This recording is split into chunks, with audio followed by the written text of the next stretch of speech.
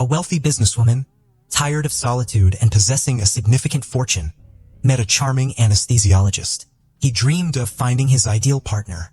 From their first encounter, there was a storm of passion between them.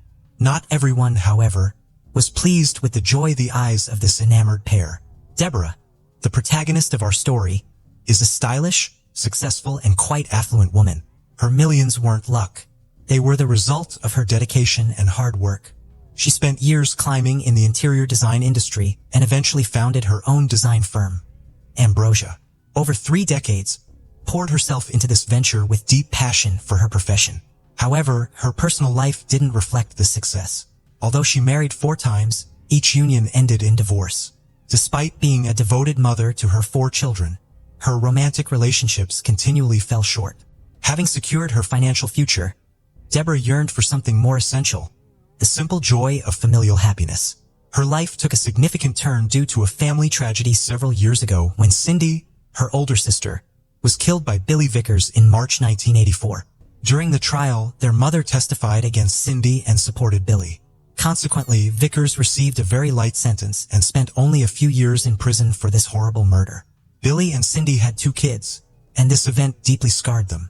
Following this ordeal, Deborah faced extreme anxiety and developed panic attacks, fearing firearms. Living alone for an extended period didn't help. Despite friends urging her to buy a pistol for protection, she couldn't tolerate having a weapon nearby. Deborah always took great care of her appearance and surrounded herself with beautiful things. She invested considerable time and money in skincare, makeup, and hair care at this point in her life. She owned a variety of stylish items, including Chanel jewelry, Cartier watches, denim clothing, and Gucci shoes. The only thing she lacked was a devoted partner. John Mahan, a central character in our narrative, was born on February 3, 1958 in California. He grew up alongside his sisters Karen and Donna. His father, known for his deceitful and fraudulent behavior, imparted these traits to John early in life. John became involved in deceptive schemes and fraudulent activities to make a living. Additionally, he dealt in illegal substances and used them himself, which led to multiple confrontations with law enforcement and his eventual banishment from California in 1988. John completed his undergraduate studies at Arizona State University, earning a Bachelor of Arts degree. Later on, he joined the University of Dayton's law faculty. His friends nicknamed him Dirty John, due to his ability to effortlessly attract women. John was notably handsome, standing around 6 feet 3 inches tall with hazel green eyes and thick dark hair. His engaging smile particularly appealed to women. After completing his academic journey, John met Tanya Sells, a nurse and esthetist by profession. They got married in November 1990 when she was 25, and he was 31. Their relationship was fundamentally based on falsehoods, as John kept Tanya isolated from his family, alleging their malevolence. Tanya supported her husband while attending medical school in Tennessee and helped him obtain his license as an anesthesiologist. The couple had 2 children. However, over time, their marriage began to deteriorate. Tanya discovered from John's mother and sisters that he had been deceiving her about his past. She also found his secret stash of pills stolen from patients in need, pills he himself was addicted to, which explained his temper. Tanya promptly reported this to the police. Following an investigation, John admitted to all charges but chose to flee the state instead of turning himself in to authorities. He took refuge in a Michigan hotel where the police easily located him. John was found unconscious surrounded by empty pill containers, prompting them to summon an ambulance. While en route to the hospital, he regained consciousness, seized a medication vial, and leapt from the ambulance but was apprehended soon after. Subsequently, he received a 6-year prison sentence in Michigan for resisting arrest and illegal drug possession. However, remarkably, John served only 717 months behind bars. He somehow managed to have his sentence reduced and was freed in 2004. During this period of his life, he met Deborah. She was 55 and he was 59. They both decided to try online dating, which is how they eventually crossed paths. Deborah was impressed by John's online profile. He described himself as a divorced doctor and a Christian searching for love. After a series of disappointing dates, Deborah was pleasantly surprised when she met John. He showed genuine interest in her life, praised her accomplishments, and seemed different from others. Their first date happened in October 2014 at a restaurant called Houston in Irvine, California. John's aim was to captivate Deborah, and he did so by sharing fabricated tales of his past. like working with Doctors Without Borders in Iraq. He mentioned having 2 children and owning multiple properties. Deborah envisioned him as a selfless doctor, devoted to global service. John treated her like royalty, which was exactly what Deborah longed for after seeking companionship for so long. He even expressed eagerness to meet her family. His charming words made Deborah's heart flutter. After leaving the restaurant, they ended up at her penthouse. However, John overstepped boundaries that night. After a few kisses, he tried to escalate things further. Deborah felt uncomfortable with the pressure and asked him to leave. The next morning, John sought to amend his mistake. He called Deborah to apologize, explaining that he had consumed too much alcohol and couldn't contain his emotions. This admission once again raised John's standing in Deborah's eyes, leading them to continue their dates. As their relationship progressed, Deborah and John spent more time together. On their 3rd date, John declared his love and proposed. Deborah was so delighted by their companionship that she overlooked several peculiarities about him. For instance, John consistently wore well-worn medical scrubs, even at stylish events organized by Deborah, and claimed he had no time to change into more appropriate attire.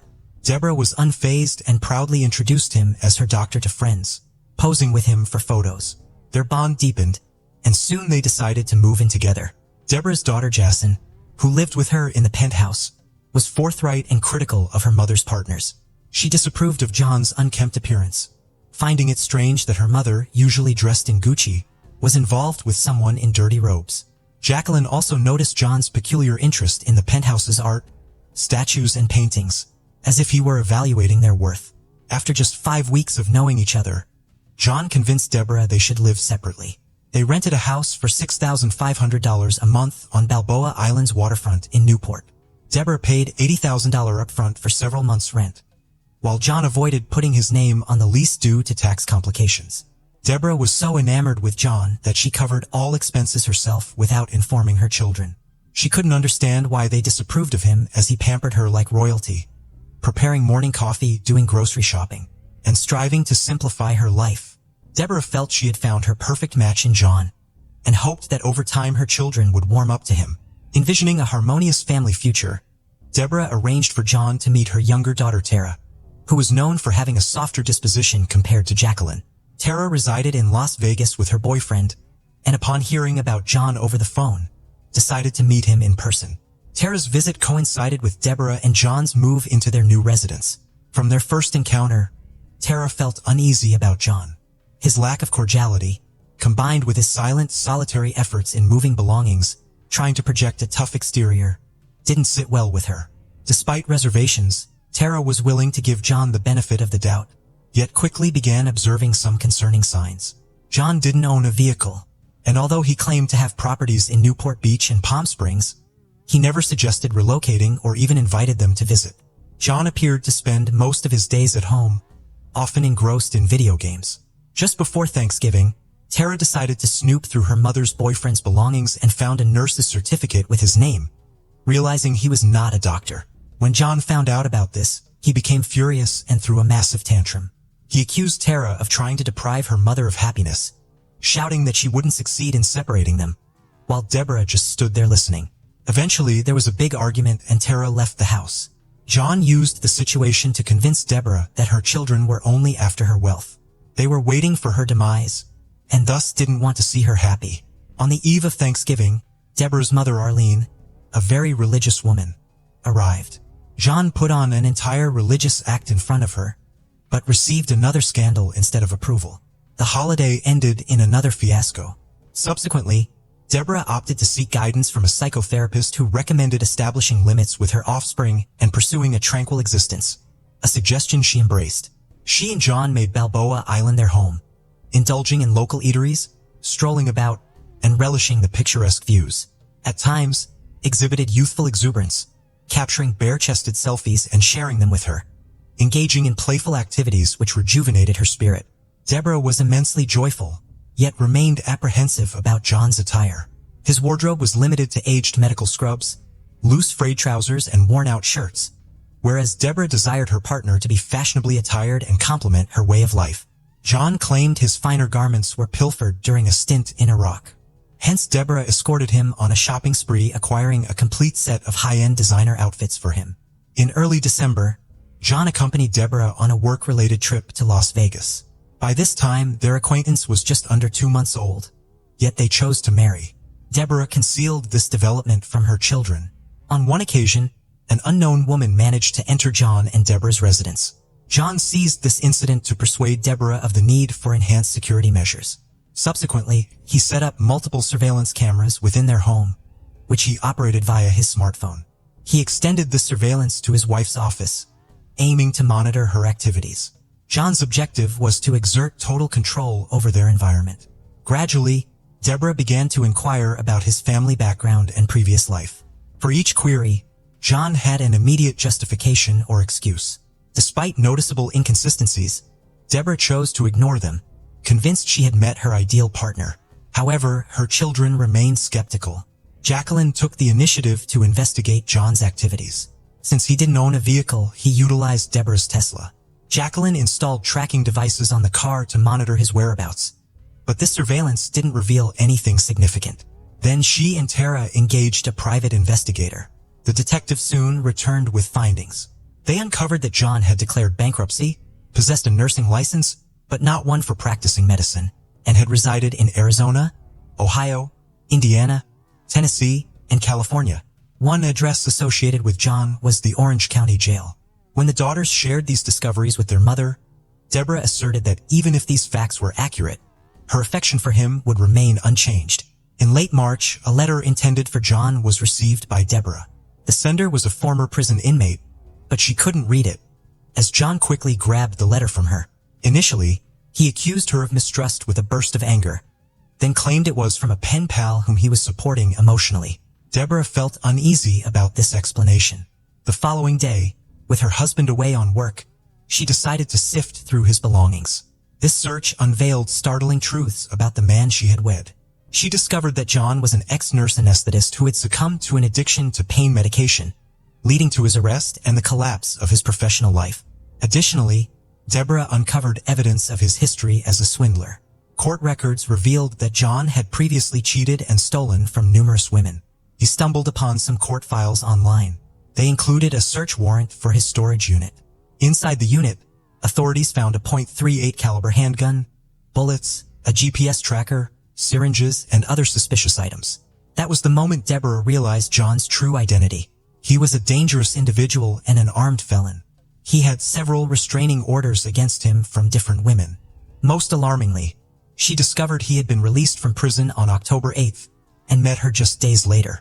Feeling overwhelmed by these revelations, Deborah examined the documents meticulously. She felt both shocked and scared. She realized the potential danger John posed to her and her children. Choosing to act normal temporarily, Deborah waited for the right moment. When John left for the hospital due to back issues, she seized the opportunity. With her family's help, she moved out during his absence. During the packing process, they found more documents belonging to John. These were prints of online comments from other women warning about him. They described John as persuasive and adept at deception. They cautioned others not to be swayed by his attractiveness and charm. Convinced of his instability, Deborah decided to end their relationship and leave. Despite her decision, John kept messaging her, pleading for her to visit him in the hospital. Overcome with guilt, Deborah relented. By June 2015, John had successfully persuaded Deborah to reconcile with him. He offered many justifications for the oddities found among his possessions. He admitted he had hidden his past because he believed a woman like her wouldn't have noticed him otherwise. For this reason, he pretended to be a doctor to impress her, and now implored her help in rehabilitating and salvaging his life. Still enamored with him, Deborah granted him another chance. They relocated together to a new apartment in Irvine. However, this decision deeply troubled her children, leading the couple to maintain some distance from them temporarily. By March 2016, the couple had been married for a year already. For 3 months, Deborah helped John recover from his addiction. However, she was deeply distressed because her entire family disliked him, especially Jason. This animosity was mutual. Matters escalated to the point where her husband forbade Deborah from seeing her daughter. When John discovered that Deborah was paying for Jacqueline's real estate lessons, he reacted spitefully. He called the school to slander Jacqueline in front of her teachers and wrote her threatening and indecent messages, insisting that her mother no longer wanted anything to do with her. He even threatened that one day he would come and harm Jacqueline. It became evident that while John appeared to be recovering, his malevolence and cruelty were intensifying. By April 2016, Deborah's patience had reached its limit, prompting her to file for divorce. She sought a peaceful dissolution of the relationship and began gradually withdrawing money from her bank account for safekeeping. Unfortunately, she kept $30,000 in a hiding place in one of the lower drawers at home. When John discovered this money, he asserted that it belonged to him as well. Realizing that divorce proceedings were imminent, John started showing more aggression. Sensing the danger, Deborah knew it was time to flee. She took some cosmetics and work items and moved to Jacqueline's apartment in Irvine, a location she felt safe due to numerous surveillance cameras around the complex. Deborah attempted to obtain a restraining order. However, the Orange County judge denied her request since there was no immediate threat. John lived in another state and hadn't made any direct recent moves against her. With little recourse, she focused on breaking off the relationship and moving on. After the separation, John relocated to one of Deborah's properties in Nevada. He repeatedly tried contacting her, but she consistently ignored his calls. Then things took a drastic turn on June 11, 2016. That day, as Deborah drove her Jaguar to work, an alarming incident occurred. Her car was stolen from the parking lot while she was at the office. The vehicle was soon found only about a block and a half away, drenched in gasoline, but not set on fire, resulting in only minor damage. Security footage from the area clearly identified John Mahan as responsible for the theft attempt, a stark reminder of his continued threat and volatility despite living in another state. On the evening of August 20, 2016, Tara came home from work and parked in the lot. As she got out of her car, John suddenly appeared. He attacked her with a knife, trying to drag her back into the vehicle. Screamed for help during the struggle. When John covered her mouth, she bit him hard. A fierce struggle erupted right there in the parking lot. Tara, wearing heavy boots, managed to kick her assailant and knock the knife from his grasp. Seeing a chance, she grabbed the knife and repeatedly stabbed John. She delivered 13 wounds, with the last stab piercing his eye. Trembling with shock, Tara was fortunate that a neighbor saw her and came to help with a towel for her injuries. The neighbor also called the police. John was still alive when paramedics arrived. They found he had a pulse. In John's car, authorities discovered duct tape, cable ties, kitchen knives, and a passport. This indicated he might have planned to abduct Tara and leave the city with her as a hostage. John Mahan was taken to the hospital but died 4 days later at age 57. His remains were cremated and no memorial service was held, as he was universally disliked by those who knew him. Deborah and her children were deeply traumatized by the entire incident. It took some time for Deborah to return to normal life, but she still struggles with guilt for bringing a criminal into their family. Now Deborah has become very cautious. She carries a stun gun and pepper spray at all times for protection. She has stated that she would never meet someone online again based on this experience.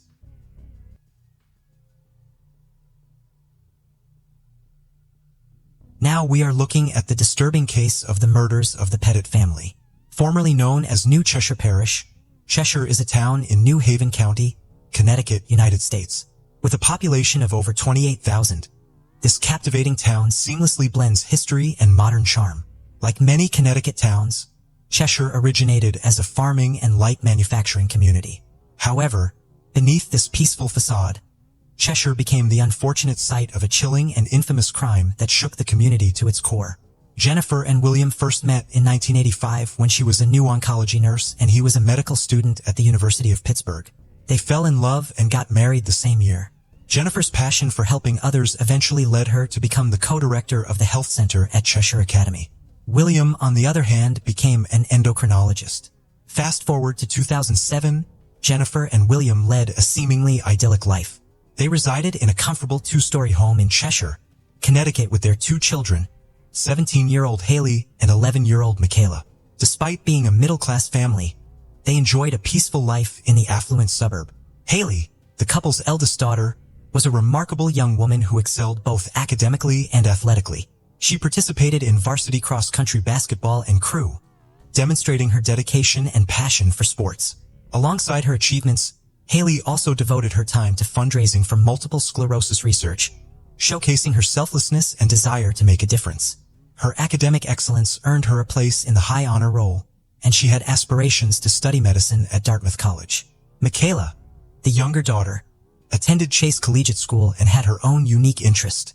She found joy in gardening and delighted in preparing delicious meals for her family. Inspired by her sister, Michaela had plans to continue the fundraising efforts once Haley left for college, carrying on the family's commitment to making a positive impact. Life appeared to be going well for the Pettit, with each family member pursuing their dreams and contributing to their community. However, their world was about to be shattered by an unforeseen tragedy. Just minutes after 9 a.m., police officers responded to a distressing call. A bank manager at Bank of America had alerted them that Jennifer, after withdrawing $15,000, had claimed her family was held captive by two dangerous men who posed a threat to their lives. Following this, Jennifer then left the bank and climbed into a SUV where an unknown man awaited her. Together, they sped back to the pet at home. Now, upon receiving the call from the bank, the police swiftly dispatched units to the Pettit's home. Acting with the utmost caution, they discreetly established a perimeter of vehicles, ensuring their presence remained concealed. Following protocol, the officers were freeing from attempting any direct communication with those inside the residence. With clear instructions to exercise patience, they awaited the right moment to make their move, aware the situation demanded careful planning. However, by 10 a.m., chaos had erupted. A raging inferno had engulfed the Pettit home, billowing smoke into the sky. Moments later, two figures burst out of the engulfed house, escaping the scene in the Pettit family car. But their attempt to evade justice was short-lived, as the vigilant eyes of the police were already upon them. The chase was on, sirens blaring and adrenaline pumping, as the law enforcement closed in on the fleeing criminals. A mere block away, their reckless flight came crashing to an end, quite literally, as their car collided with a police vehicle. The two men were arrested as Joshua Komischarvisky and Stephen Hayes. The officers couldn't help but notice the lingering scent of gasoline that clung to Hayes. During the subsequent interrogation that followed, both Joshua and Hayes confessed to unspeakable crimes that had taken place that day. Piecing together the information extracted from the two men, the police constructed a timeline of events. It all began on the evening of July 22, 2007, around 7:30 p.m., when Jennifer and her youngest daughter, Michaela, embarked on a routine grocery shopping trip to the local Stop and Shop. Little did they know that their every move was being closely observed by a lurking figure. That figure was Joshua. On the notes to Jennifer and Michaela, Joshua had taken a keen interest in them and trailed behind, carefully shadowing their steps. As the unsuspecting mother and daughter made their way back home, he followed them and carefully noted their address. Intrigued by the sight of the Pettits' inviting residence, Joshua saw an opportunity to fulfill his criminal desires. The thought of burglarizing their seemingly perfect home enticed him, and he resolved to do just that. Meanwhile, inside the Pettits' home, life carried on as usual. Each family member went about their respective activities, completely unaware of the impending danger creeping ever closer. The peaceful atmosphere masked the impending storm that was about to ravage their lives. As the night wore on, the family went to sleep. At 3 a.m., Joshua and Hayes sent into motion the plan to burgle the Pettit family's home. The two men took advantage of an unlocked door and stealthily entered the house. Inside, William, who had dozed off while reading in the sunroom, became the first target of their assault. Joshua seized a nearby baseball bat and unleashed a vicious barrage of blows upon William, abruptly jolting him awake and plunging him into a state of shock and disbelief. Having subdued William, the assailants went down the basement, dragging him along, his body stained with blood. With calculated precision, they tightly secured his wrist and ankles with plastic zip ties, ensuring his immobilization, and then fastened him to a pipe. Perhaps to make William comfortable, they propped him up on some pillows. Meanwhile, upstairs in the bedrooms, William's wife and his daughters were oblivious to the unfolding nightmare. Haley was taken by surprise when Joshua and Hayes barged into her room. Michaela, on the other hand, was with her mother, where she had fallen asleep reading Harry Potter. The intruders wasted no time, swiftly covering Jennifer, Michaela, and Haley's faces with pillowcases, tying their bound wrists and ankles to the bedpost. The captors ensured their captives were helpless. With the family subdued, Joshua and Hayes proceeded with their mission. As the hours ticked by, the two men searched every corner of the house, hoping to stumble upon a treasure trove. However, their efforts proved fruitless, leaving them increasingly frustrated and unsatisfied. The disappointment etched on their faces was palpable, as they realized their mission was not yielding the riches they had anticipated. Joshua and Hayes, in their relentless search for valuables, soon made a discovery. The Pettits had a substantial sum of money in their checking account, estimated to be between $30,000 and $40,000. The prospect of obtaining a portion of this fortune, specifically $15,000, ignited a spark of desperation in their minds. Recognizing that they required Jennifer's cooperation, they devised a plan to coerce her into assisting them to get the money. Joshua and Hayes soon revealed their intentions to Jennifer. As the clock struck 9 a.m., Hayes and Jennifer stepped out of the house and entered the family's SUV. Their destination, a nearby Bank of America. Joshua remained behind to keep a watchful eye on the rest of the captive family members. At the bank, Hayes decided to remain in the car while he told Jennifer to enter the building to make the withdrawal. Jennifer obeyed. She made her way inside the bank, and as she approached the bank teller, she calmly requested a withdrawal of $15,000. However, in a desperate bid for salvation, Jennifer seized the moment to reveal the truth. She disclosed that her family was being held captive by two dangerous men who were threatening their lives. The bank teller, taken aback by Jennifer's shocking revelation, immediately sprang into action. With a blend of concern and urgency, the teller discreetly alerted the bank manager about the situation while engaging Jennifer in conversation. It was at this point that the bank manager, realizing the gravity of the matter, immediately dialed 911 and relayed the chilling details to the dispatcher. With the cash in hand, Jennifer hurriedly left the bank and walked to where Hayes was waiting for her in the vehicle. Together, they made their way out of the area. At some point, Hayes acquired gasoline from a gas station, using 2 containers he got from the Pettit residence. Amid these events, the situation inside the Pettit home took a distressing turn. During Hayes and Jennifer's absence at the bank, Joshua committed an unspeakable act. He subjected Michaela to a horrifying abuse that defied all decency. Shockingly, he documented the whole thing on his cell phone. And so when Hayes and Jennifer returned from the bank, Joshua confessed his heinous act against Michaela to Hayes. As a sick form of retribution for what had been done to Michaela, Joshua urged Hayes to take advantage of Jennifer. This horrifying request aimed to inflict further suffering and humiliation upon the Pettits. As the distressing events unfolded, William, bound and helpless in the basement, could hear his wife being violated. Filled with anguish and desperation, he summoned all his strength and shouted. His voice echoed through the house, pleading for the torment to cease. In a flurry of chaotic events, multiple incidents unfolded, while the police maintained the position outside the Pettits' home. William managed to cut himself loose and make a daring escape through the basement window. Meanwhile, as Hayes continued his despicable acts upon Jennifer, Joshua ventured into the basement to check on William, only to discover his absence. In a chilling turn, Hayes, driven by panic, strangled Jennifer to silence her cries. With their deeds complete, Hayes and Joshua took things a step further. They poured gasoline on Jennifer's lifeless body and in parts of the house. Shockingly, they extended their cruelty to the innocent Michaela and Haley, who remained bound and helpless with pillowcases covering their faces. The men doused them with gasoline. Following this, one of the men lit a match, igniting a fire. They made their way out of the house. Meanwhile, William, after escaping from the house, went to seek help from a neighbor. The neighbor was shocked by William's battered appearance and his urgent plea. "The girls are in the house." Despite the swift response from firefighters, it was too late. The house had been badly affected by the fire. Haley and Michaela had succumbed to the deadly smoke before any rescue could reach them. It was discovered that Haley had managed to break free from her restraints and attempted to flee, only to die from the smoke at the top of the staircase.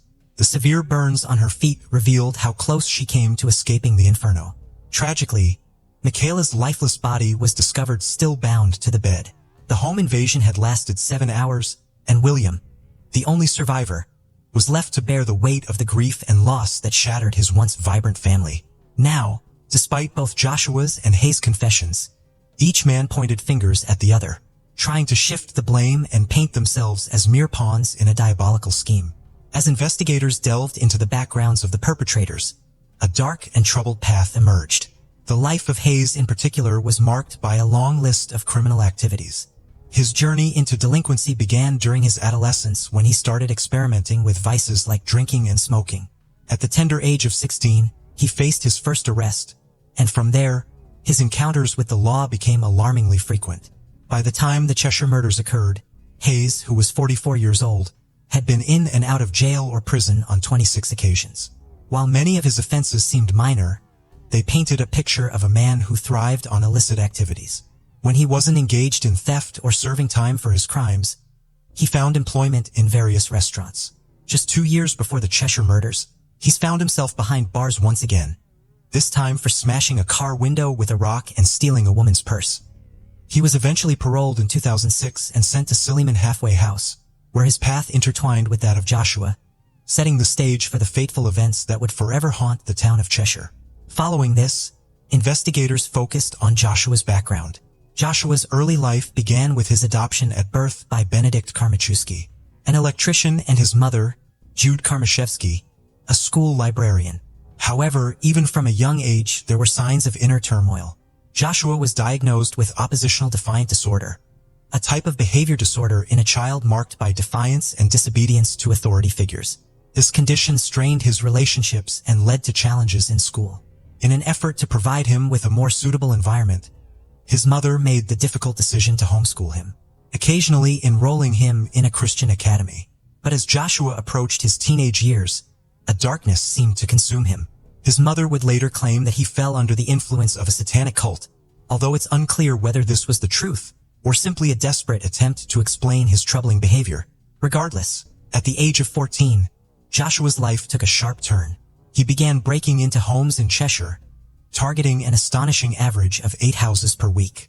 The troubles in Joshua's life continued to escalate.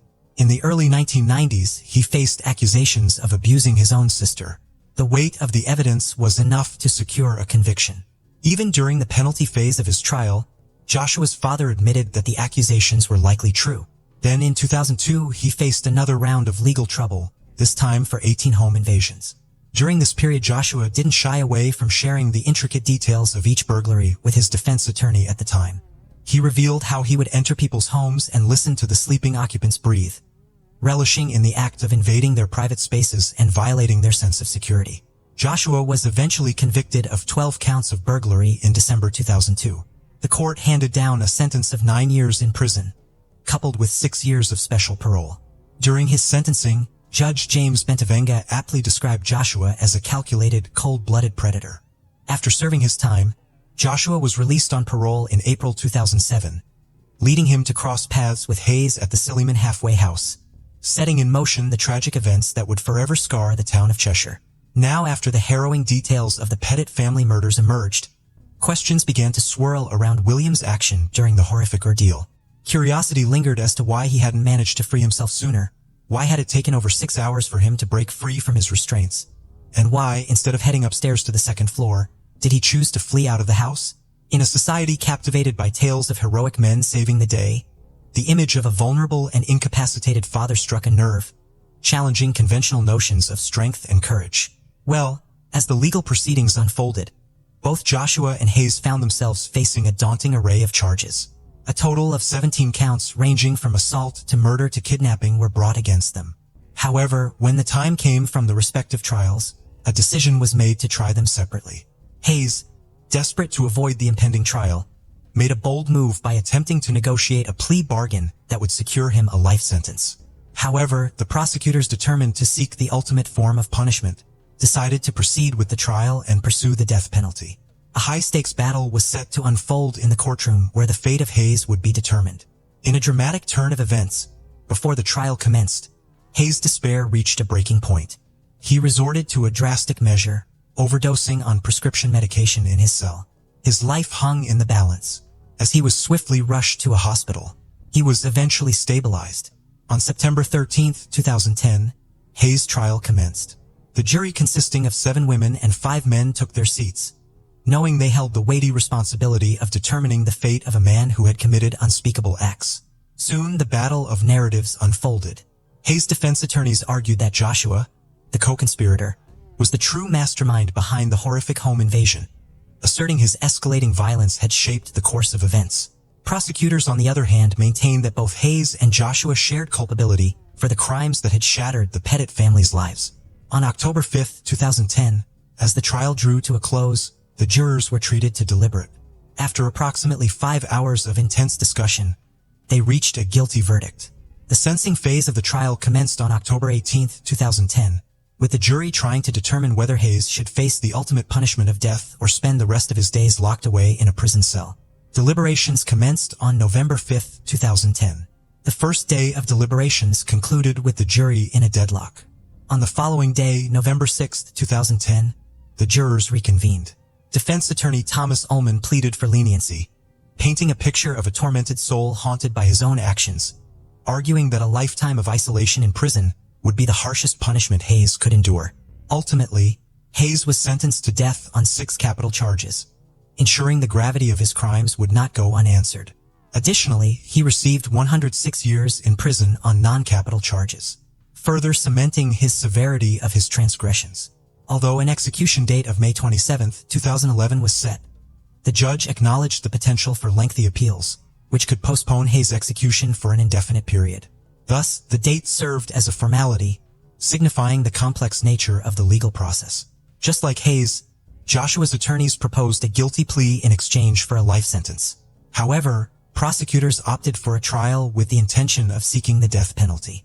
Joshua's trial commenced on September 19, 2011.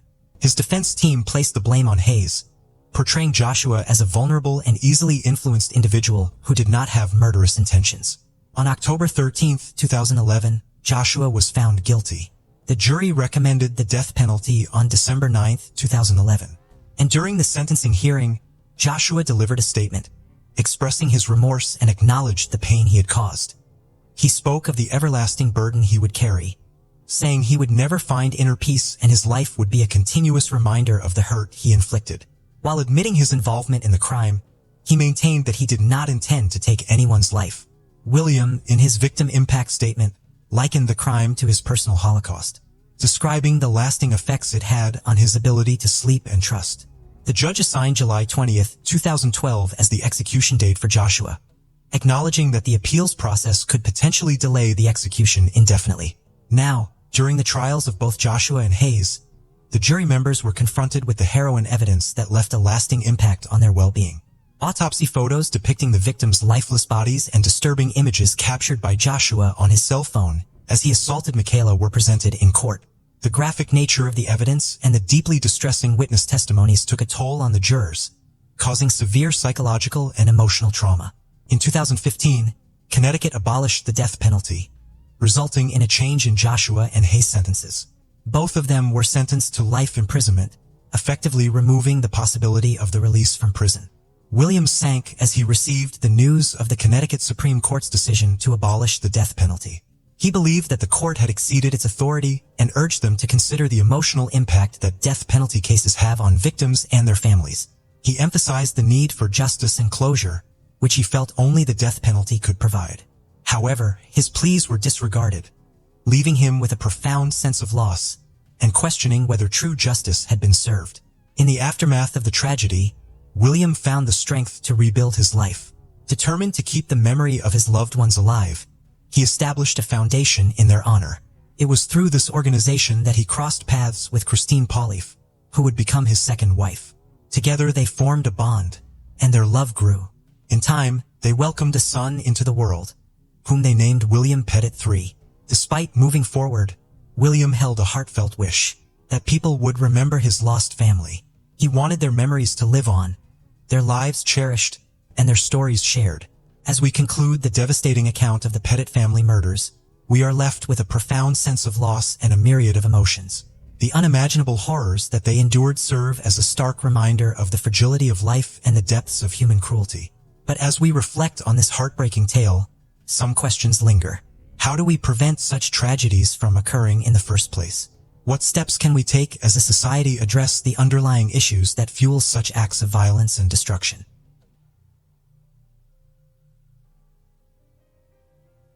The case of Cassie Farrington. Cassie was born on December 22, 1990, in Virginia. She was the second of 4 children to Chuck and Darlene Brooks.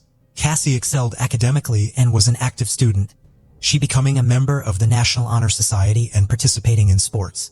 Her initial goal was to pursue a career in medicine.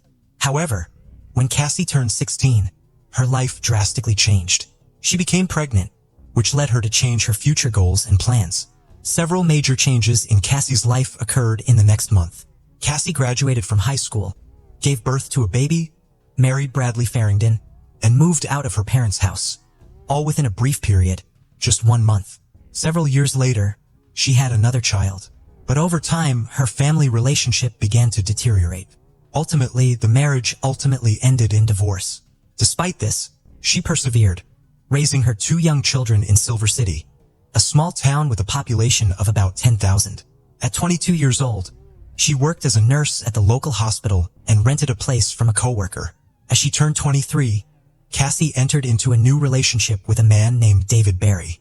He bonded quickly with her children, and she felt grateful for the way things were going good. Rather than rushing into things, they focused on building a life as a family unit. Cassie confided in her loved ones and coworkers that David had brought happiness to both her and her children, and she was hopeful that this new relationship would bring her the peace and happiness she had been missing after her previous failed marriage. On March 24, 2014, Cassie phoned her parents after finishing her night shift at the Silver City Hospital. They chatted for a few minutes, during which she shared her plan to drive home, pick up her children, and take them to school. Afterward, she intended to return home and rest for a couple of hours before picking her children up from school later that day. School staff called Cassie's parents when they couldn't reach her. Her children had finished their classes, but Cassie hadn't shown up to pick them up. Cassie's mother tried calling her, but there was no answer. Thinking Cassie might have overslept after a night shift, her mother asked Cheryl, her landlord, to check if Cassie was home and if she was okay. Cheryl went to the house and knocked on the door, but no one answered. She then walked around the house and peered through the back door window, noticing water pouring from the bathroom into the kitchen. She knocked harder on the door and shouted Cassie's name, but still got no response. With her own key, unlocked the door and entered the house. The sound of running water was louder and more distinct. As she walked across the wet floor towards the bathroom, Cheryl called out Cassie's name, her voice shaking slightly. Then she saw Cassie.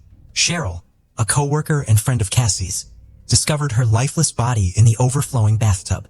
She was lying face down, wearing a house robe, as water continued to pour out. Despite Cheryl's first aid skills, she realized that Cassie had been dead for a few hours, as rigor mortis had already set in. This made CPR impossible. Cheryl immediately called 911 to report the incident. She then broke the devastating news to Cassie's parents over the phone, informing them of their daughter's passing. As Cheryl waited for the paramedics and police to arrive, she took a moment to inspect the house. She noticed that the second bathroom, located elsewhere in the house, also had an open faucet with running water. However, the hub there had an overflow protection, so the excess water wasn't running onto the floor but going down the drain. Cheryl also observed that the towel rack in the bathroom had been pulled off the wall and was lying on the floor. Upon receiving the news, Chuck and Darlene, Cassie's parents, were devastated.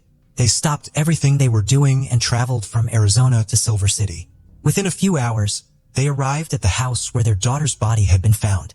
The police were already on the scene, investigating the circumstances surrounding Cassie's death. The officers observed that there was no sign of forced entry into the house, as all the locks were still in place, the windows were closed, and the glass was intact. Additionally, valuables in the house were still intact, so the possibility of robbery was unlikely. The local sheriff questioned Chuck and Darlene, asking if Cassie had any intention of committing suicide and if she had any reason for doing so. However, Chuck and Darlene firmly dismissed this idea and declared that there was no way Cassie would do such a thing. The police chief repeatedly told Cassie's parents that she had likely taken her own life, as if he was trying to convince them of that fact. However, Cassie's parents found the police investigation to be rushed and confusing. Normally, the scene of the case is thoroughly examined and investigated, a process that can take several days. In Cassie's case, the police left the scene just a few hours after her body was found, and they informed Cheryl that she was allowed to enter and use the house. This worries Cassie's parents, and they decide to investigate the house themselves. After finding water still in the bathtub, they emptied it and discovered black streaks on the sides of the tub that resembled the marks left by rubber-soled shoes. They also found Cassie's glasses, hairband, and a coat hanger in various places on the floor. Cassie's parents were even more suspicious when the police didn't take the time to search the house for fingerprints. They suspected that the authorities might be trying to close the case quickly without thoroughly investigating it. It wasn't until they contacted the district attorney's office that the police appeared to put in more effort. However, they were still unable to close the case due to the findings of the medical examiner. The autopsy report showed that Cassie had several bruises on her body, particularly around her neck. The examiner concluded that her death was a homicide. However, the investigation had difficulty by the property owner having cleaned up and made some repairs after the incident. This meant that the original crime scene had been disturbed, which could impact the investigation's progress. Cassie's parents were met with silence from the police as the months went by. The police did investigate David Barry, a man Cassie had been seen before her death, but he was quickly ruled out as a suspect due to a solid alibi. However, as time passed, Cassie's parents grew increasingly frustrated with the local police, feeling they were not doing enough to solve the case. Their concerns led Chuck and Darlene to request a meeting with the chief district attorney to voice their dissatisfaction with the handling of the investigation, specifically with Detective Jose Sanchez. After reviewing the case file, the district attorney agreed with the parents, finding that Jose had made numerous errors. As a result, Jose was removed from the case and a more experienced detective took over. From the start, Cassie's family and friends suspected her ex-husband, Bradley Farrington, was responsible for her death. At the time of Cassie's passing, Cassie and Bradley was entangled in a heated custody battle over their children, and Bradley stood to gain the most from Cassie's death because he will win custody of the child. Bradley Farrington is a former Silver City police officer who had just retired a few months before Cassie's death, and his good relationship with investigators kept him from being considered a suspect. However, Bradley had a clear motive for the crime and possessed the necessary knowledge to destroy evidence. He was well aware of police procedures and how to cover his tracks. For example, the bath water will wash away any remaining DNA evidence on the body, as well as erase shoe prints on the floor. Given Cassie's familiarity with Bradley, it's likely that she would have opened the door for him. Unfortunately, due to the poor handling of the investigation by the local police, so any evidence linking Bradley and to the crime scene was lost and could not be restored. The only remaining way to hold Bradley accountable is through eyewitness testimony. Cassie had told her parents about their family being abused by Bradley, and that he often acted arrogant because he was a police officer. Cassie lived in constant fear, and Bradley's friends were police officers and she couldn't turn to them for help. She had confided in coworkers about Bradley's threats, including the ominous threat that he would make her disappear without a trace. Tragically, her life was cut short and she was found dead on March 24, 2014. 19 months later, on October 23, 2015, 28-year-old Bradley Farrington was arrested in connection with Cassie's death. Although Bradley was a suspect, the local police mishandled evidence, leaving none that directly linked him to the crime. As a result, the judge made a decision permitting previously recorded statements from Cassie to be used as testimony during the trial. During the trial, multiple witnesses testified, including Cassie's parents, friends, and coworkers, to whom she had confided about the abuse she endured at the hands of Bradley. Notable among the witnesses was Dr. Michael Hunter, a renowned forensic expert from San Francisco. With over 20 years of experience, Michael presented the jury with autopsy photographs and concluded that Cassie likely died from strangulation. Cassie had injuries to her neck which supported that conclusion. After a warrant was issued for Bradley's arrest, Jose Sanchez, who initially handled the case, appeared in court. Jose claimed he had never considered Bradley Farrington a suspect because there was no reason to, and also testified that no fingerprints of Bradley were found at Cassie's home. The crime scene was unusually clean, Jose said.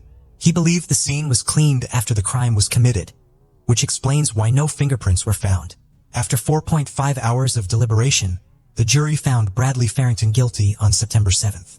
In 2018, Bradley was sentenced to life in prison with the possibility of parole after 30 years. He later filed an appeal with the New Mexico Supreme Court in 2020. Bradley appealed his conviction, claiming the trial court erred in allowing Cassie's coworkers, friends, and family members to testify in court. However, the state's highest court declared it had enough evidence to convict Bradley and rejected his appeal.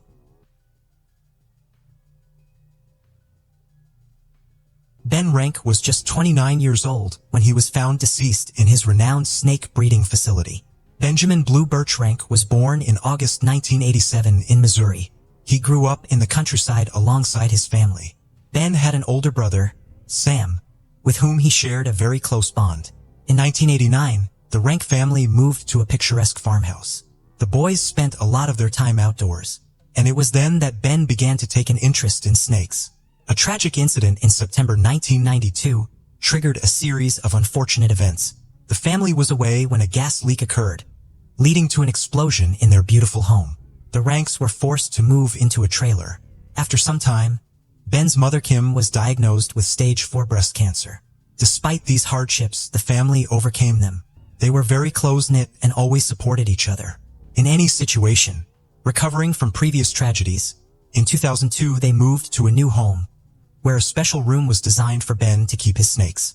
In 2009, after a long battle with cancer, Kim passed away. Before her death, she made her sons promise to look after the farm and pass it on to their children. As time went by, Ben's love for snakes knew no bounds, and the young man founded Renwick Reptiles, which soon gained recognition. This allowed him to sell snakes worldwide, from the United Kingdom to Japan. Breeding snakes became the meaning of his life. He was described as a great breeder who was devoted to his work, caring more about the snakes than the money. The reptile farm bred a multitude of reptilian subspecies, growing and reproducing both the most common species and some of the rarest subspecies on Earth. Ben's reptiles were of immense value. Just a portion of his python collection was valued at over $1 million.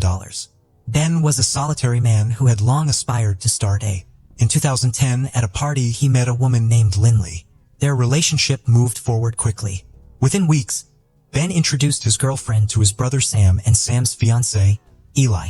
Eli and Lindley had sons from previous relationships, so they found common ground quickly and became friends.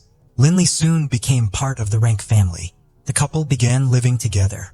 Lindley helped Ben at the snake breeding farm. They were in love and lived as a full family. In March 2012, Lindley gave birth to their daughter Amelia. Ben was thrilled to become a father. However, the happy family life faced challenges again. Frank Rank, Ben's father, encountered significant business troubles. Previously, he had engaged in fraudulent stock transactions to cover medical bills and Kim's treatment expenses. Just a day before the FBI planned to visit the farm, Frank took his own life. Frank's passing halted the investigation. The sons were deeply affected by another parental loss, but managed to pull through by supporting each other. Ben inherited the house and farm, while Sam received an amount of money far exceeding the house's value. Each brother had their own family and children, but this didn't stop them from living as one big family in their parents' home. They lived together harmoniously, with Sam spending his inheritance on repairing the farm without hesitation. Initially, things were fine, but soon financial disputes caused friction between the brothers after their father's death. Ben focused on his business and family and decided to formalize his relationship with Lindley. On April 14, 2014, they married officially, adding Lindley as a full-fledged member of the Rank household. Ben and Lindley also opened a second business, a spa named Essentia Spa Incorporated, but it faced financial difficulties under Lindley's management. Financial issues often led to arguments between them, despite Lindley's hard work being insufficient to cover all salon expenses consistently. At the same time, Sam and his wife faced significant financial challenges. Ben allowed them to sell some of the furniture of the house. Lindley disapproved, leading to a rift between the families. The relationship was irreparably damaged. Ben decided to improve the family's financial situation by arranging to sell some rare reptiles for a significant sum.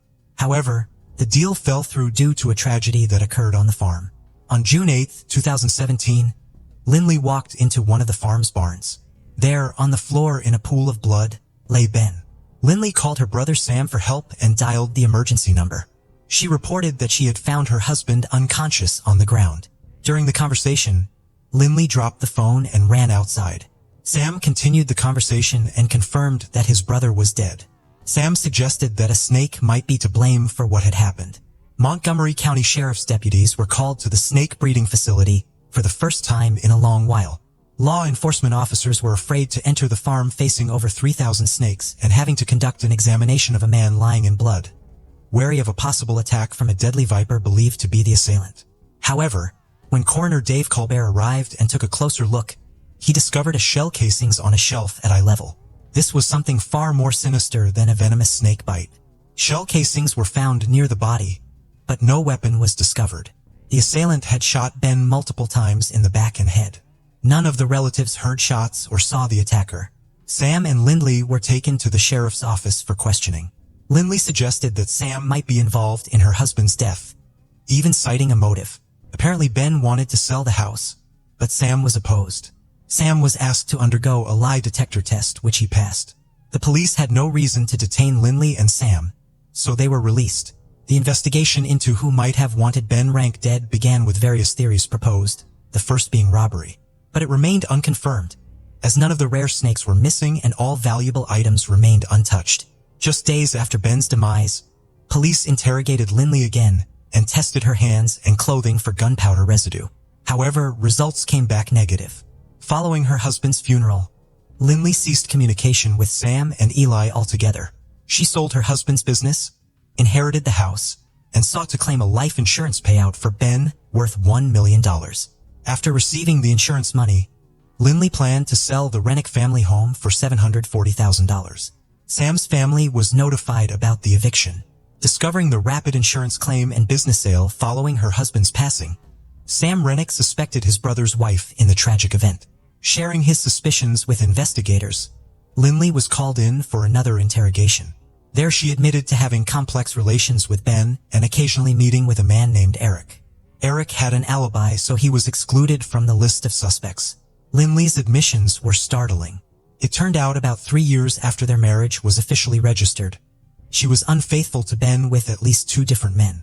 Messages between the couple showed that Ben suspected his wife of infidelity, which had indeed strained their relationship lately. On October 5, 2017, the Missouri State Highway Patrol conducted a polygraph test on Lindley and informed her that she had failed it. However, without solid evidence linking her to the crime, she was released. Nevertheless, the investigation into Ben Rennick's case slowed but did not cease. Later investigators learned that a month before Ben Rennick's passing, Lindley had made her first attempt on his life. She concocted a story of Ben being a cruel tyrant who oppressed her daily and even physically assaulted her. She shared the story with a spa salon coworker to garner support and assistance. They plotted to end Ben's life by giving him a poisonous protein shake laced with 15 Percocet pills. Unaware, Ben drank it. He fell severely ill during that period but survived, oblivious to having been poisoned. Lindley Rennick was interrogated by investigators 6 times in total, and further assistance in the investigation came unexpectedly. On January 14, 2020, information from a state prison emerged. A witness claimed to know about Ben Rennick's death. The witness was Brandon Blackwell. He told Missouri State Highway Patrol investigators that Lindley had shot Ben and conspired with her ex-boyfriend. Brandon mentioned that he had dated Lindley while she was married to Ben. 1.5 years after Ben's death, they had a child together, but by 2019, they had separated. Brandon claimed that Lindley confessed to the act and conspired with her Sparkland coworker, Ashley Shaw, and another ex-boyfriend, Michael Humphrey. Years after Ben's demise, Lindley Rennick and her former boyfriend Michael Humphrey were arrested for his death. However, following their arrest, Lindley and Humphrey pointed fingers at each other. So who really pulled the trigger? According to Michael's testimony on the day of the event, he went to the farm with Lindley, who asked him to pose as a buyer. He put on gloves and was supposed to shoot Ben, but couldn't do it. Eventually, Lindley took the gun and shot her husband herself. The investigation into Ben Rennick's death continued for 3 long years. On January 16, 2020, arrest warrants were issued for Lindley Rennick, Michael Humphrey, and Ashley Shaw. Ashley was offered immunity in exchange for her cooperation and testified against her boss. The former Sparkland employee shared that Lindley had complained about her husband and convinced her to assist in a plan. She claimed that Ben was constantly belittling, demeaning, and even physically harming her. Fearing divorce would lead to Ben gaining custody of her children, Lindley decided to eliminate him. Planning together to poison him with a lethal cocktail during questioning, Lindley and Michael accused each other of Ben's demise. In October 2021, Michael Humphrey faced trial in Ine County. His lawyers hoped that revealing the murder weapon would lead to a second-degree murder charge. Despite possessing the gun, no conclusive DNA evidence was found on it. To lessen his sentence, Michael Humphrey made a deal with the prosecution by disclosing the location of the murder weapon. His cooperation led to a life sentence on a less severe charge of second-degree murder without defense at the trial. On January 3, 2021, Michael Humphrey was sentenced to life imprisonment with the possibility of parole. The against Lindley Rennick began on December 6, 2021. She was charged with the shooting and demise of Ben Rennick on June 8, 2017, at his snake breeding facility in New Florence. Court documents stated that the plot to end Ben Rennick's life originated in Lindley's spa salon. The probable cause statement mentioned that Ben was aware of Lindley's financial troubles and that Lindley feared Ben could take her children away. This led her to fabricate a story of domestic abuse. The first attempt to end Ben Rennick involved a protein shake laced with narcotics.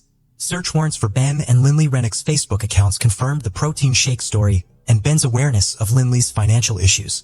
The court hearing detailed the events of the day when Ben Rennick was killed, fully reconstructing the sequence of events through cross-examination.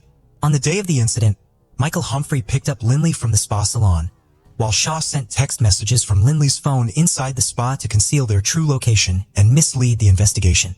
According to court documents, Humphrey intended to end Ben's life but asked Lindley to do it. After firing shots, Humphrey collected most of the casings but missed some in his haste. He also disposed of Lindley's clothing after returning to the spa, where Lindley took a shower, which helped avoid detection of gunpowder residue on her hands and clothes. Defense attorney Catherine Barrere asked Lindley Rennick to share her personal and family history, education, relationship with ex-boyfriend Michael Humphrey, work history, and the lead up to her marriage with Ben Rennick. This was aimed at portraying her as a victim of domestic violence. However, no evidence of such violence was found, undermining this defense narrative. Michael Humphrey was part of a group that allegedly planned to end Ben Rennick's life. Lindley Rennick described her relationship with Humphrey as codependent, involving his drug dealing and her addiction. She ended her relationship with Humphrey at the end of 2010, according to previous witness statements, but reconnected with him about a month before Ben Rennick's death. Lindley Rennick firmly denied the prosecution's allegations regarding the alleged plans to end Ben Rennick's life. This included the supposed failed attempt to poison Ben with a protein shake containing narcotics. The couple faced financial and marital difficulties. The spa center wasn't doing well, and contractual deals for selling snakes had yet to provide financial benefits. In court, Lindley admitted to having extramarital relationships with several men, expressing deep regret for her actions. By the time she considered discussing divorce, she was unsure who to turn to given her father's history with divorce and his strong views on both divorce and affairs. Seeking someone to support her in her conversation with Ben, she reached out to past boyfriends and reconnected with Michael Humphrey. During cross-examination by the prosecution, Lindley confessed to willingly participating in her husband's death and intentionally concealing Michael Humphrey's involvement. She cited marital difficulties, including disputes, alleged physical and sexual abuse by Ben, and the stress associated with his snake breeding business. Lindley feared Ben and worried about his reaction whenever she brought up the topic of divorce. On June 8, 2017, she brought Michael Humphrey to the farm that day. She claimed her presence at the farm was not meant to end her husband's life, but rather to discuss a divorce. Lindley mentioned taking out some trash from Ben before entering the nursery where she saw Humphrey and Ben washing their hands. Lindley described being unable to hear their conversation as she was preoccupied with how she would tell Ben she wanted a divorce. Her voice trembled while recounting seeing Humphrey draw a pistol and shoot her husband. Hence she heard more shots. Reality hit hard. When Lindley returned to the snake breeding facility and found Ben's body, she called Ben's brother Sam, who arrived soon after. They checked for a pulse and whether Ben was breathing, hoping he might still be alive. Lindley expressed regret for not immediately informing police that she had been at the breeding facility earlier with Michael Humphrey. The life insurance policy that Ben had taken out years earlier could have resulted in a payout of $1 million. However, Lindley waived her rights to this money. During the court hearing, Lindley expressed regrets about her ongoing deceit. "I was just trying to escape from the truth of what happened," she stated, clarifying that she never wished for her husband's death. Following the final verdict, Lindley Rennick's defense team chose not to petition for a new trial, and no appeals were filed against her conviction. Lindley Rennick filed a defamation lawsuit against Blackwell, asserting that his statements about her involvement in her husband's death were false. However, prosecutor Kevin Zellner questioned Lindley's testimony during cross-examination. He queried why she didn't check on her husband after hearing gunshots, and why she didn't call 911. Furthermore, he asked why she sent friendly messages to him and Humphrey after the shooting, and continued to lie even when emergency responders got involved.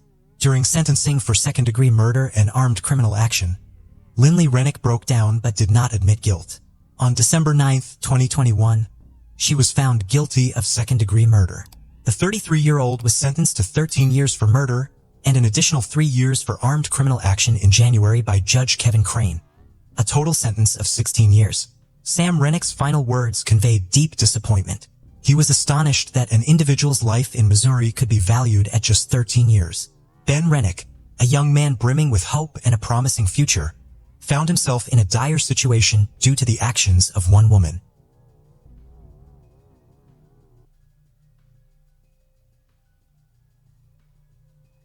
Case of Kelsey Smith went shopping for a gift and vanished without a trace.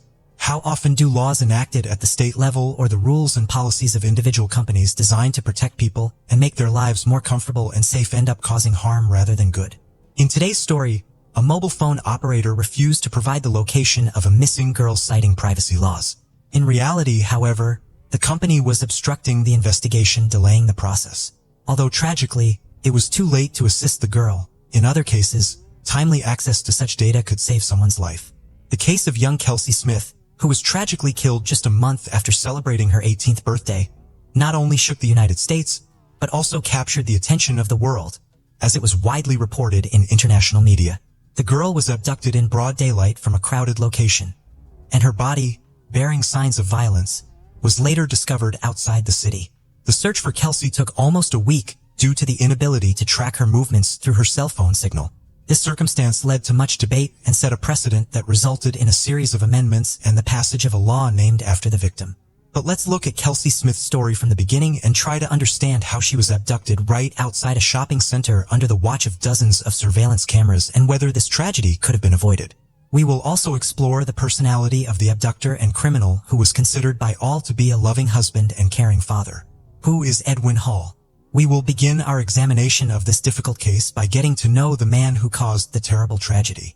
Edwin Roy Hall, friends knew him as Jack Hall, was born in 1981, April 17th in the small town of Lee's Summit, located almost on the border of the states of Missouri and Kansas. He was the second child in a low-income and extremely disadvantaged family. Edwin's childhood was hard, if not to say harsh. The parents of the boy used large quantities of hot drinks and illegal substances, did not engage in the upbringing of children and mistreated them. Later, Hall will tell about the fact that at the age of 5, he was intimately abused by his uncle, his father's brother, but unequivocally confirm or deny this statement is simply not possible. Many thought that this detail was invented by the perpetrator's lawyer in order to make his client look like a victim of circumstances at the trial and try to mitigate his punishment. But be that as it may, at the age of 6, Edwin found himself in an orphanage after his father was behind bars and his mother was deprived of parental rights. In the following years, the boy changed several foster families, but each time he was abandoned after a while and returned back to the orphanage. This was due to the uncontrolled aggression of the child, as well as his cruelty. From an early age, Hall showed sadistic tendencies towards animals. He liked to torture them and watch the suffering. The boy did not recognize anyone's authority, disobeyed his foster parents, stole and ran away from home. His last foster family returned Edwin to state custody at the age of 15. This was after the teenager attacked his stepsister with a knife. Then the tragedy was avoided and the boy was pitted and not prosecuted. However, a year later, he again came to the attention of the police when he deliberately hit another orphanage pupil who was much younger than him on the head with a baseball bat. As an adult, Hall had no record with the police and he seemed to have matured, taken charge, and finally reformed. At the age of 20, he married a girl named Alita, who bore him a son a year and a half later. Edwin got an old Chevrolet truck from the 70s on which he worked, transporting various goods. His neighbors knew him as a quiet, humble, and friendly guy, as well as a good family man. However, he also had another secret life which became known only when Hall found himself in the dock for committing serious crimes. Who was the victim? Kelsey Smith. Kelsey Smith was born in 1989 on May 3rd in a place called Overland Park, which ranks as the second most populous city in the state of Kansas. She was the third of 5 children in the large and very close-knit family of Gregory and Missy Smith. Growing up alongside her older brother Steve and sister Lindsay, as well as her younger siblings, Katie and Zach, she was very close to all of them. The family patriarch, Gregory Greg Smith, was a former military man and a veteran of the United States Navy. He had also served in the police force for over 2 decades and was now enjoying his well-deserved retirement.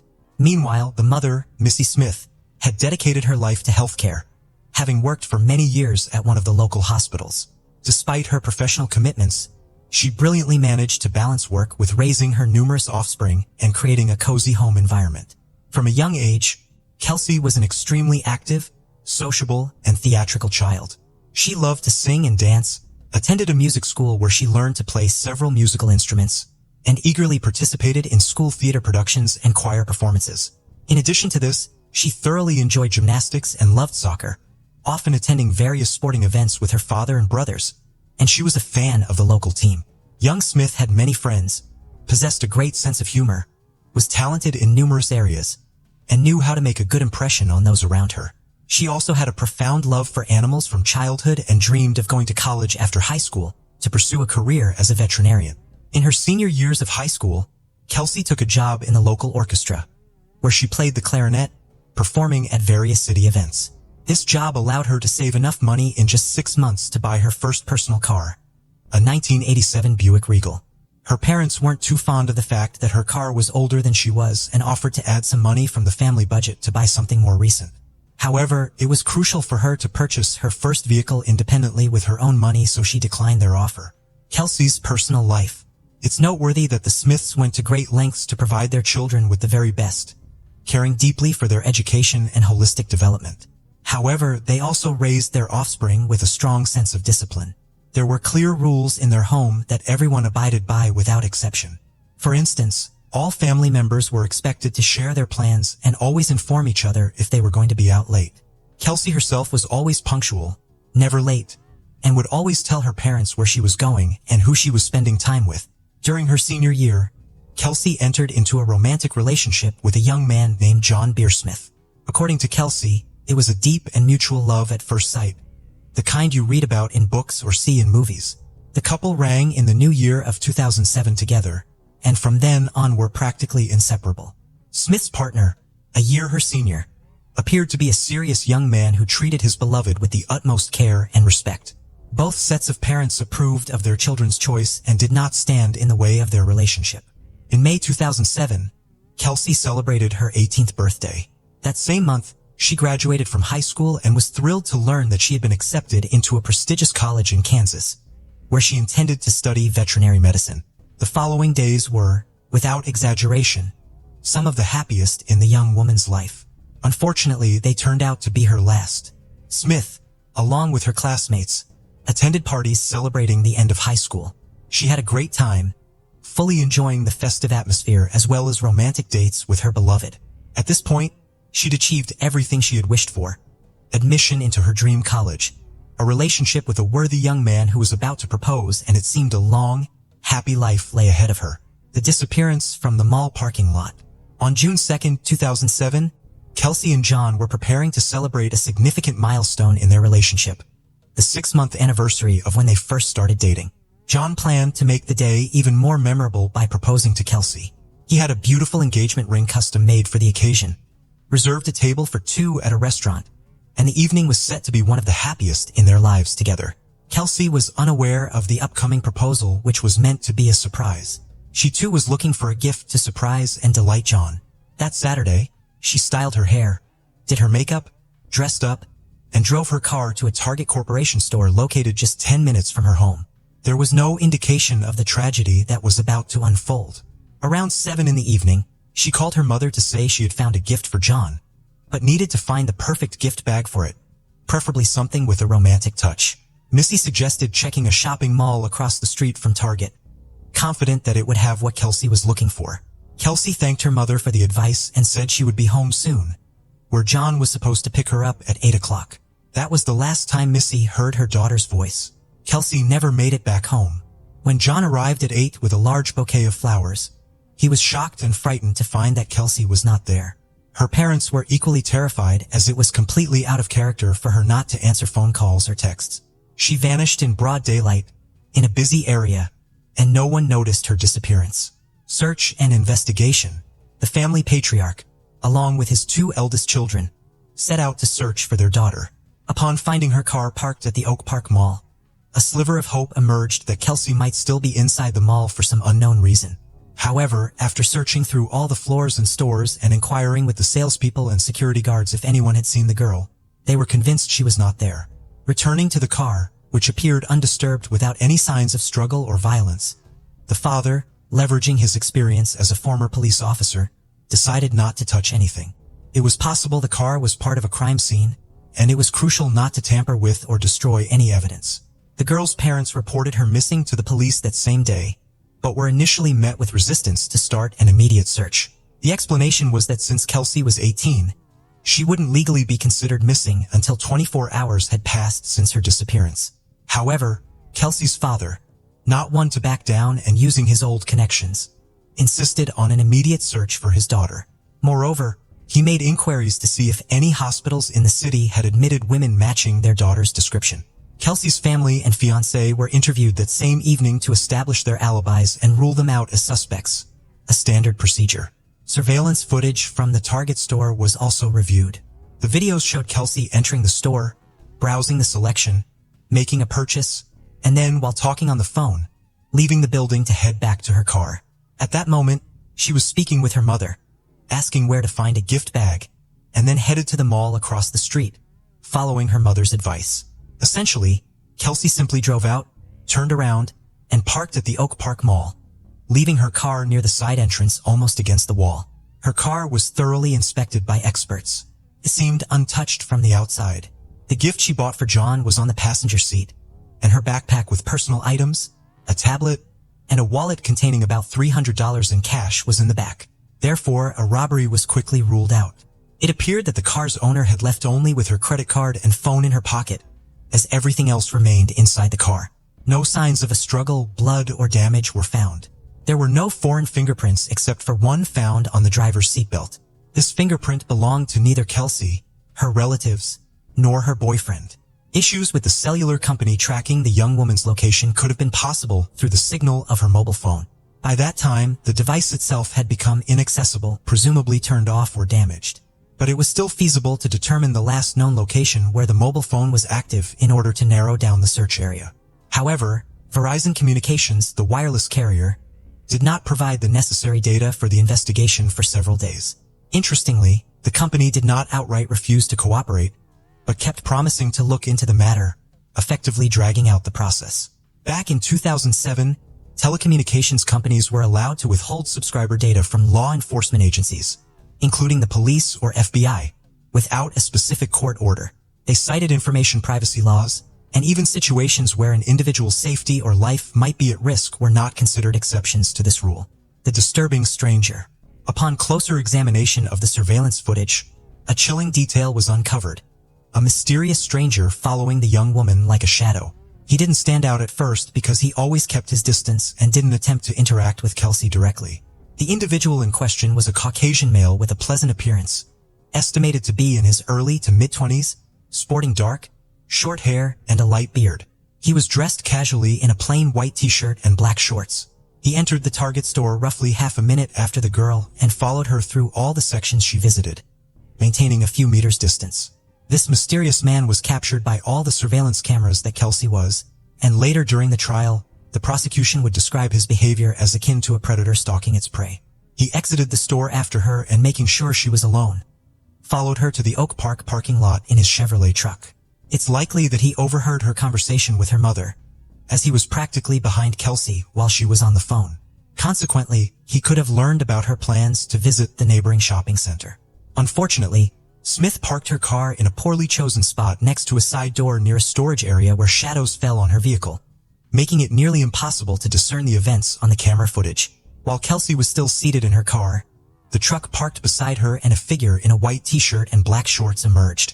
The stranger approached her from the driver's side door, and then she, presumably under the threat of harm, got behind the wheel of his Chevrolet, and the truck drove off in an unknown direction. Media attention and alert viewers. From the outset, largely thanks to the connections and experience of Gregory Smith, the media were enlisted to cover the investigation. Smith knew that the louder the outcry, the broader the coverage in the press and the more attention it garnered, the higher the chances of finding their daughter and bringing the responsible party to justice. The story was covered not only in national but also in international media, including on the popular show, America's Most Wanted. When surveillance footage revealed the mysterious stranger following Kelsey, the frame showing his face most clearly were broadcasted in the news, urging people to come forward if they recognized the man. That same evening, the police began receiving calls from individuals claiming to have seen the man in various cities and even states. Although most of these reports were mistaken, each one was investigated. On June 6th, a Mrs. Miguez called in, stating she recognized her neighbor Edwin Hall in the footage, but had hesitated to report it initially due to doubt. However, seeing the information about the truck removed her last doubts, as Hall also drove an old 1970s Chevrolet. Horrific discovery at Longview Lake and suspect's arrest. On June 6, 2007, several pivotal events unfolded in the investigation. First, crucial data regarding the last known location of Kelsey's phone signal was finally obtained from Verizon Communications. A specific cell tower was pinpointed, establishing a search radius of 1.1 miles to the north of it. Within 45 minutes of initiating the search operation, the lifeless body of the young woman was found in the brush near Longview Lake, Missouri, approximately 30 miles from where she was abducted. The medical examiners determined that Kelsey had been brutally assaulted and then strangled with her own belt.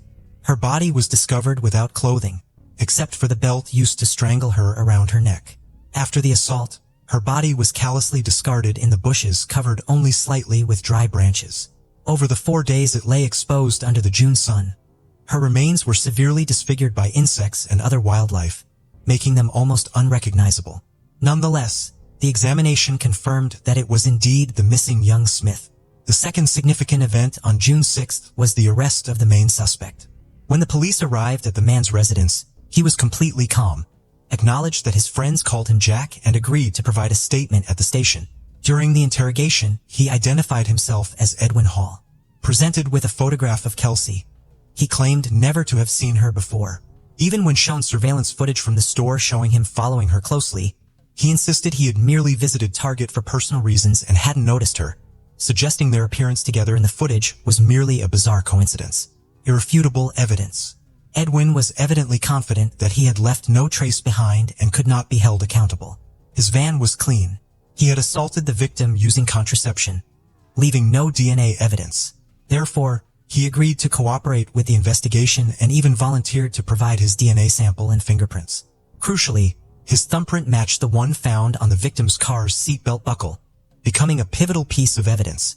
Furthermore, during a thorough search of the suspect's home, a hidden air pistol was found with Kelsey's DNA traces on the barrel. Hall was then officially charged with the abduction, assault, and termination of the young woman's life. Since Smith was abducted in Kansas, but her lifeless body was discovered in Missouri, there arose a question regarding the jurisdiction of the trial. This detail was significantly important as it affected the potential sentence. In Missouri, the perpetrator faced the possibility of capital punishment. Trial and sentence Hall, realizing the gravity of his situation and after consulting with his attorney, decided to fully admit his guilt and disclose the details and circumstances of the crime in hopes of receiving a lesser sentence. He recounted how he noticed Kelsey as she entered the store and followed her. Indeed, he was close enough to overhear her phone conversation, learning she planned to visit the shopping center across the street. Edwin made sure Smith was alone, followed her to the adjacent parking lot, and was pleased when she parked in a secluded spot near the side entrance. He then emerged from his vehicle, armed with a pistol, waited for the victim to return to her car, and prevented her from closing the door as she was getting into the driver's seat. Apparently, she had already pulled out the seatbelt, but he didn't allow her to buckle up, leaving his print on it in the process. Next, he placed the pistol barrel in the unfortunate girl's mouth, coercing her to move to his vehicle's driver's seat under threat. Smith drove Hall's truck while he aimed the weapon at her and instructed where to go. Upon reaching a remote area at the state border, he ordered her out of the truck and led her into the bushes. There, he assaulted her, strangled her with the belt, and covered her body with branches. He meticulously cleaned his truck's cabin to remove any fingerprints, DNA, or other traces of the victim's presence, and hid the pistol with Kelsey's saliva at his home, confident it would never be found. When asked about his motive, he couldn't provide a clear explanation, but indifferently commented on her fantastic legs. Additionally, during the investigation, several other women and girls victimized by Hall's actions came forward. As a result, charges of corruption of a minor, harassment, and theft were added to the existing accusations. Hall's lawyer attempted to appeal to the court's sympathy, highlighting his client's troubled childhood, past victimhood, lack of parental care, and upbringing in foster homes. The defense's efforts were in vain, but the lawyer was the only person to speak on the defendant's behalf and support him. Hall's wife was present at all court hearings, but sat quietly in a corner, refusing to defend her husband. On September 16, 2008, Johnson County's judge sentenced Edwin Roy Hall to 27 life sentences without the possibility of parole. After hearing the verdict, the defendant apologized to the Smith family for his actions and then broke down in tears. He is currently serving his sentence at the Hutchinson Correctional Facility in Kansas. The Kelsey Smith Act. The role of Verizon Communications in this case, which hesitated for 4 days to provide data regarding the last known location of the missing girl's phone signal, drew significant attention. The company's leadership cited privacy laws and the absence of a court order, the issuance of which would take time. Although it was later determined that this information wouldn't have saved young Smith, in other situations, it could help preserve the lives and health of individuals in danger. This led to the enactment of the Kelsey Smith Act by Kansas in 2009, mandating telecommunications companies to provide subscriber location information when there is a risk of death or serious physical harm to the individual. An additional 29 states, including Missouri by 2012, adopted similar legislation. In 2021, Oklahoma, Montana, and Illinois also passed the Kelsey Smith Act. Since its enactment, this law has helped save many lives. For instance, in 2015 in Lenexa, Kansas, when a perpetrator stole a car with a child in a car seat, the police were able to locate him within half an hour by tracking the signal from the mobile phone left on the back seat by the child's mother. In 2021 in Illinois, a similar method was used to find a young woman who attempted to end her life by jumping off a cliff. She survived, albeit with significant injuries. Prompt tracking of her phone signal led to her rescue. Interestingly, the Smith family never requested the law to be named after their deceased daughter. The idea came from Kansas Senator Rob Olson. Following their tragedy, the girl's family established a foundation to assist crime victims and continues to raise awareness among young people about safety issues.